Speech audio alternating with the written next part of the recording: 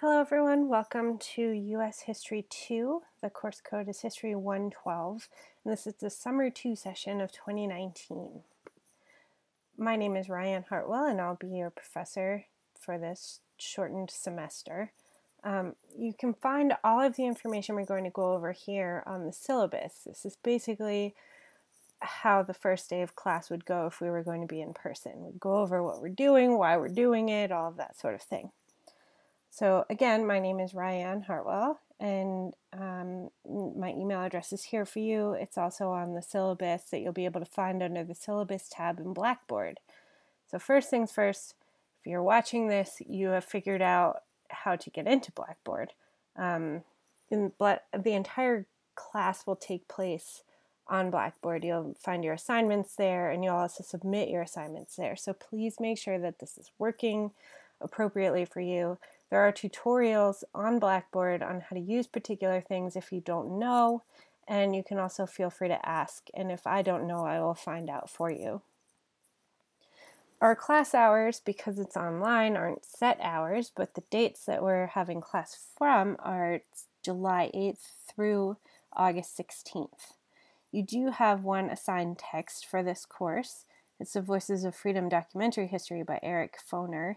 And this is Volume 2, which covers the end of the Civil War through now, and the 5th edition. Some of the editions have different documents within them, so make sure you're getting the right one so you have access to all of the documents that are assigned to you. I've included the ISBN here for you, and there's also an Amazon link. There's a link to the bookseller directly. You can get the ebook version of this, or you can rent it, or you can get the paper copy. It shouldn't be more than $20.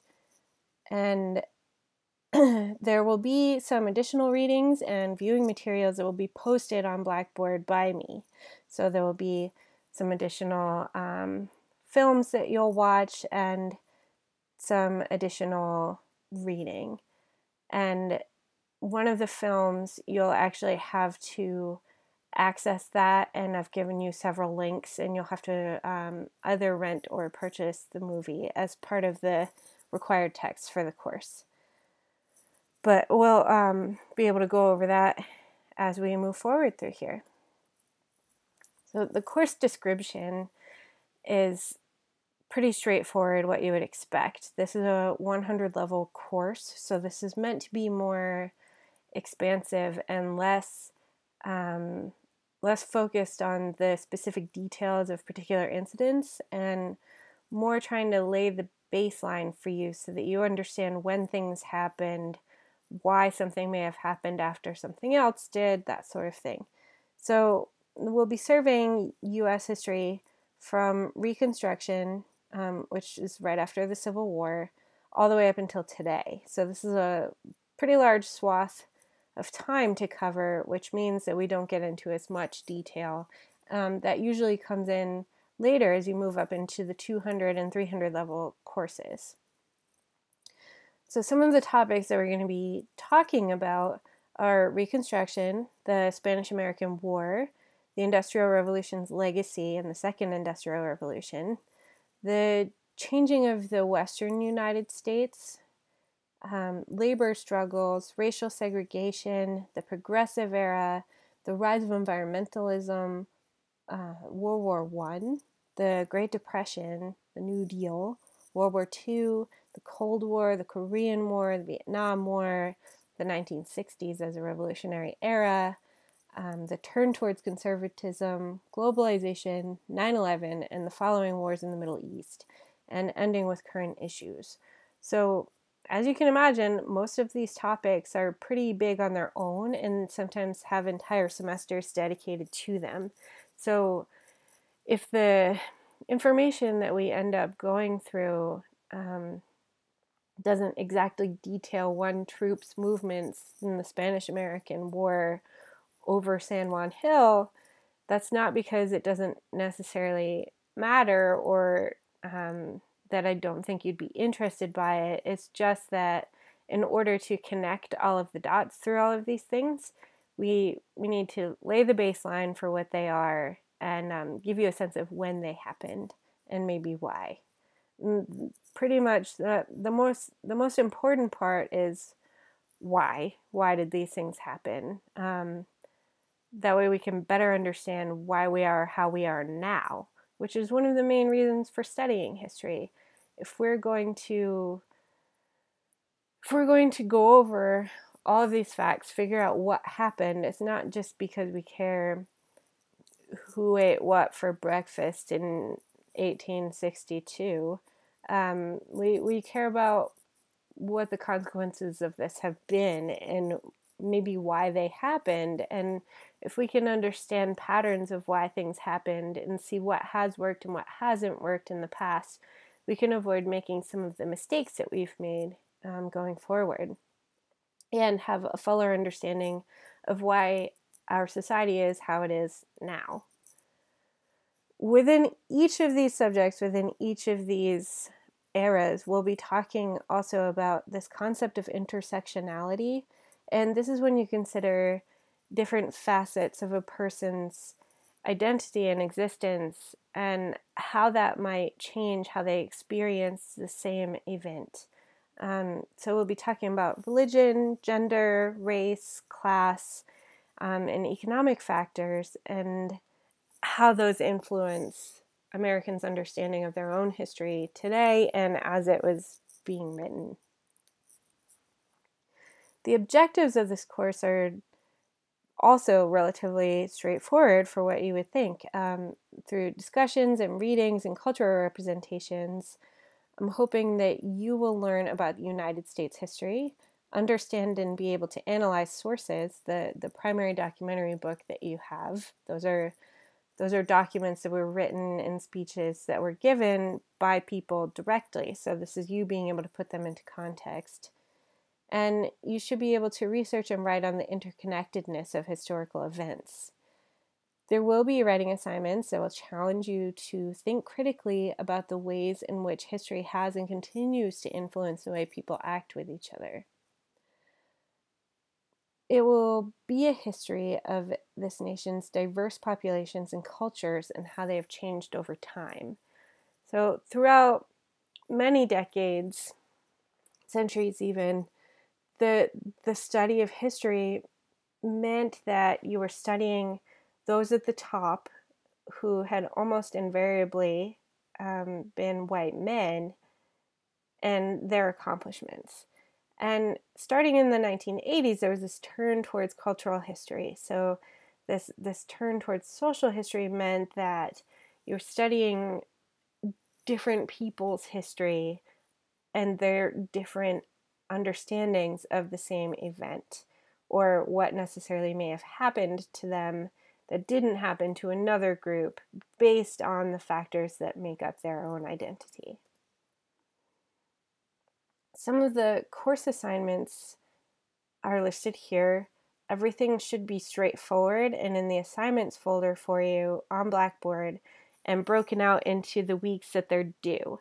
They have their specific due dates listed on the outside of the folder and on the inside of the folder.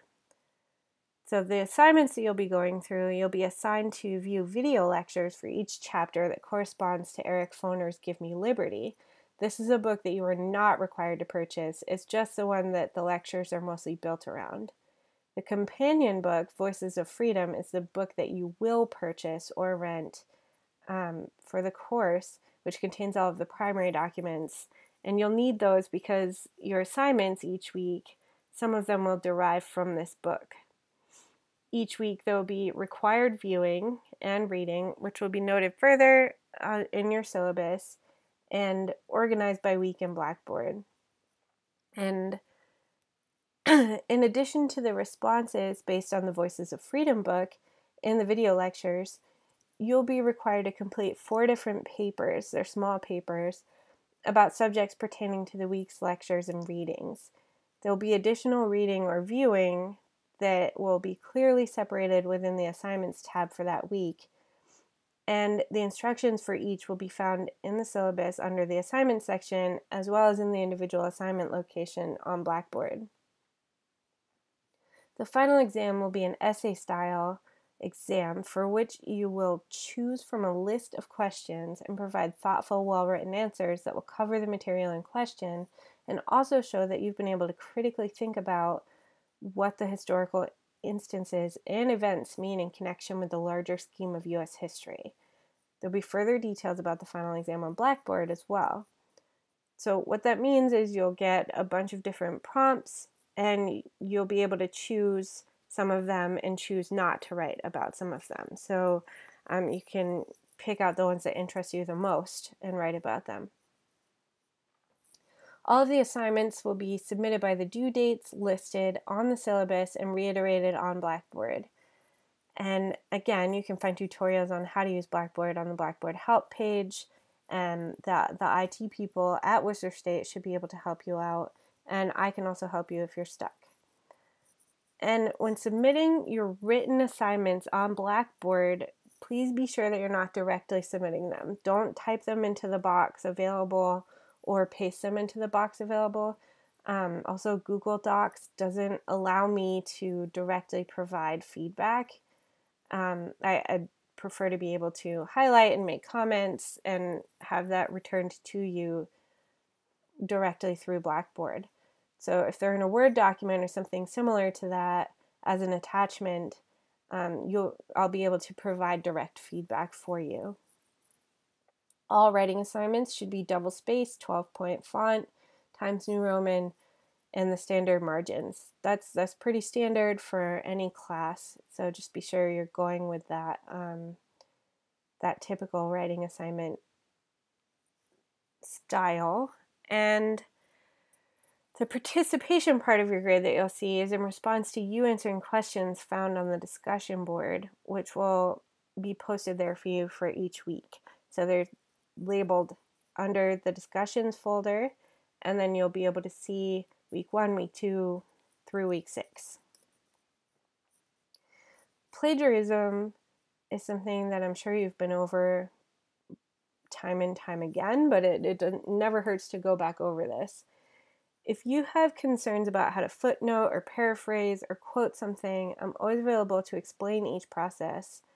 The email is the best way to contact me. I'll be checking it regularly. And there is no tolerance for plagiarism. If you plagiarize, it's possible that you receive a failing grade for the course, and there is actually university disciplinary action that could be taken. The program through which Blackboard receives written work actually checks the document for similarity and gives a score for possible plagiarism, which would cause me to return the work for your first offense or deny credit. It's not enough to just change the words around or use a thesaurus and just change the words to a synonym. You need to write your assignments in your own words. No one's expecting that you sound like a fully trained scholar of history at this point. The expectation is that you'll be able to think critically and communicate the information in a semi-formal way using your own thoughts in your own words. I won't be removing points for grammatical errors, but I will be pointing them out to you so you can become a better writer. The important part of this is that you're using your own words, you're explaining your own thoughts, and trying to explain them as clearly as possible. The grading system that we have here is broken down by the weight of assignments and then the typical grading scale. I'm not going to go in detail over the grading scale. You can see it here. It's taken directly from the university. This is the standard grading scale. So the weight of the assignments are the book responses, which you have the Voices of Freedom book. Those are worth 25% of your grade. The final exam is worth another 25% of your grade. And the 4 extra papers that are still short papers are worth 40%, so 10% each. And then you have a 10% participation grade, which refers to your discussion board activity. And that totals 100%. If you have any questions about the way things are graded as we're moving forward, please let me know, and I will try to explain to the best of my ability. I have an example of the week's assignments as they appear on the syllabus and you'll be able to see these things reiterated on the assignments tab for that week. So this is the first week, July 8th through July 12th, and it says the assignments, viewing and responses, so everything will need to be done by Friday, July 12th by 11:59:59, so end of day. Please purchase the textbooks so that you've completed the readings for week 2 on time. I'll be posting the readings for week 1 on Blackboard as well, so you'll have access to a PDF version of those so that you can get your work in on time. So the first thing that you're going to be doing is watch this welcome video and watch the lecture videos for chapter 15 and chapter 16. The second thing that you'll be doing is read and write responses for the questions and Voices of Freedom. You'll be reading each one of those, 95, 100, 101, 104, 105, 107, and these will be posted on Blackboard again. But you'll read all of the assigned pieces and choose one question following each document.